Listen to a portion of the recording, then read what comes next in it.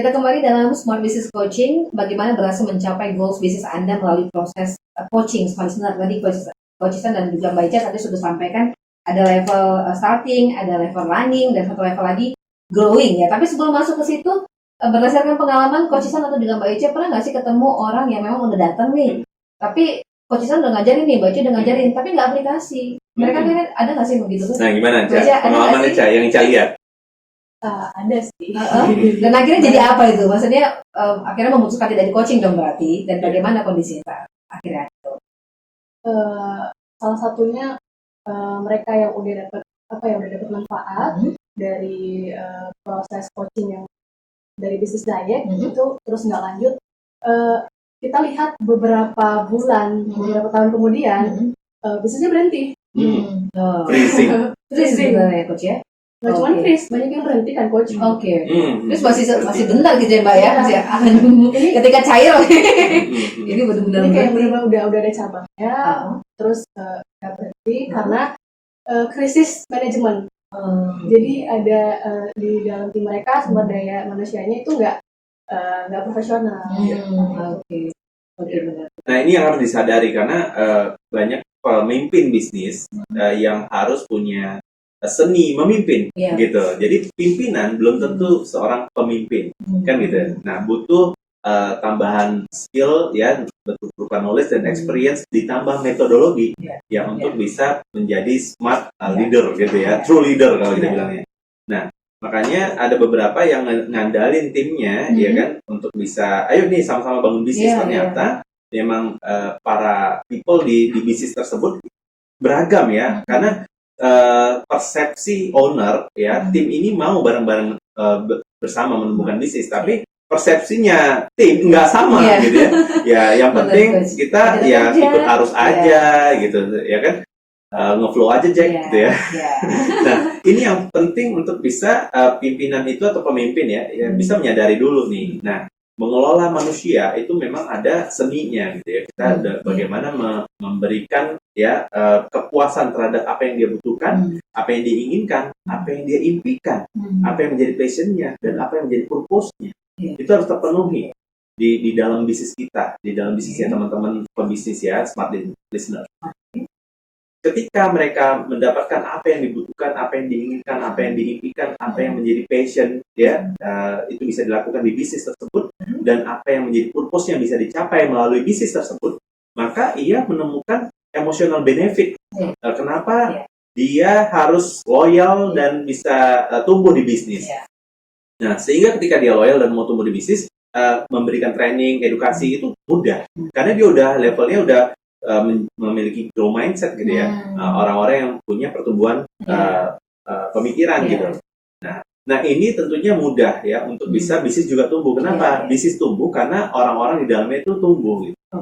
Nah ketika orang-orang yang nggak mau tumbuh, fixed mindset, dia itu akan memaksa owner atau pimpinan di bisnis tersebut itu harus melakukan apa yang mereka mau gitu.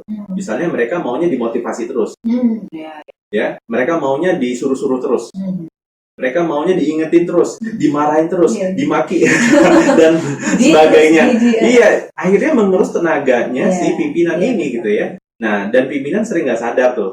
Nah, bahwasannya akhirnya dia punya belief system yang salah, yaitu seorang pemimpin harus yang strong, harus yang bisa strength gitu ya, harus yang bisa marah-marah. Padahal kan menyedot perhatian ya, menyedot pemikirannya dan bisa tercuri ya, udah mencuri perhatian, mencuri energi, bisa mencuri uang loh, karyawan kayak begitu. Kenapa? Ya dia coba-coba si karyawan ini marah nggak ya? Karena dia udah lama nggak marah nih, bos kita nih, kita curi ya uangnya ya di dalam perusahaan. Nah ini kan itu normal terjadi ya. Seorang karyawan kalau misalnya tidak ada manajemen yang tepat untuk mengelola karyawan ini bekerja, maka karyawan yang mengatur, maka karyawan yang mengelola. Jadi Anda tidak menerapkan sistem di bisnis Anda, maka sistem karyawan yang Itu sebabnya kita sempat juga di awal-awal kita sempat bahas ini, artinya sebelum bisnis itu running kita persiapkan dulu people-nya ya, SDM-nya, SDM-nya ya. Terutama ya si pelaku usaha ini. Betul. Nah makanya ketika dia mau menjadi pebisnis, ya udah kompetensinya diasah gitu.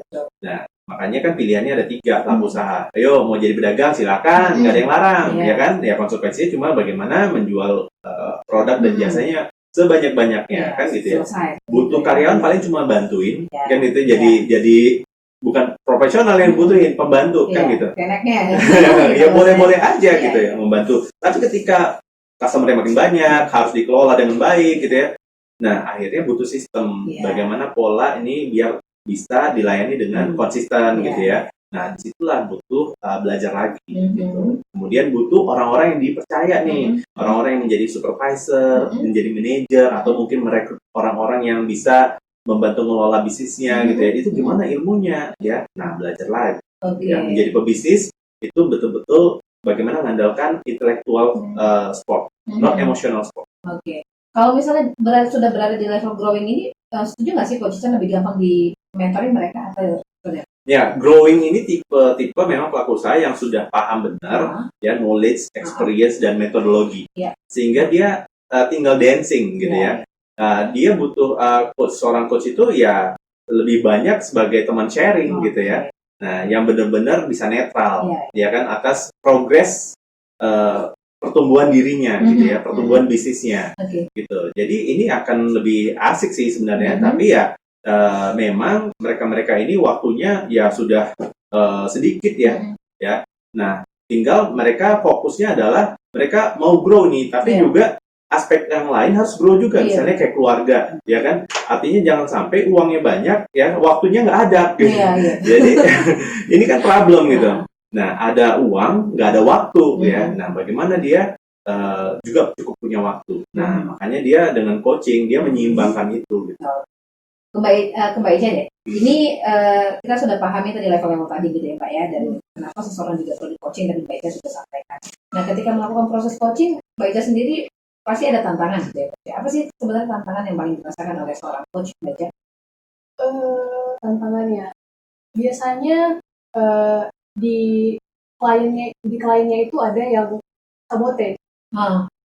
Maksudnya mereka itu menutup diri ya, apa ya, membatasi memberhentikan apa ya kemajuan dirinya gitu apa ya. Sabotage sih menghancurkan diri sendiri gitu kan. Menghancurkan impian lah kira-kira gitu. Paling itu ya yang dihadapi ya. Terus udah buat komitmen udah punya komitmen tapi terus bisa mereka lupa gitu sama komitmen, mereka nggak menjalankan komitmennya. Halu lah kira-kira itu. Dia udah datang diajarin terus nggak dikerjain. Dan dibayar lagi. Udah dibayar gitu ya. Nah, ini udah investasi waktu, investasi tenaga, investasi uang, gitu. Itu yang dilihat ya. Kalau ada pertanyaan apakah semua orang-orang yang di coaching akan berhasil, Mbak Ica? Gimana tuh jawabannya?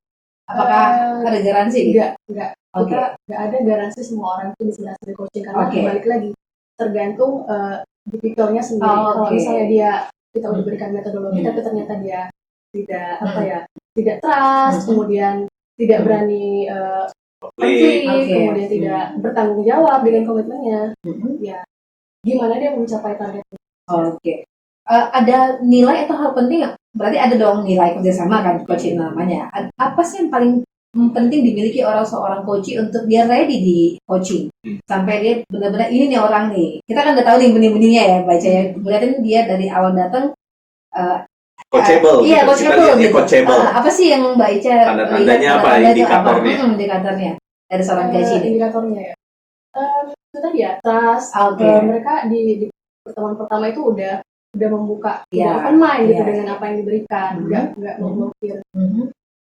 Terus terus mereka on time gitu. Nah itu juga ciri-ciri bahwa coach itu coachable gitu ya. Karena kita sebagai seorang coach itu memang sebaiknya 15 menit sebelum waktunya kita udah hadir tuh di situ, kita review progresnya gitu kan.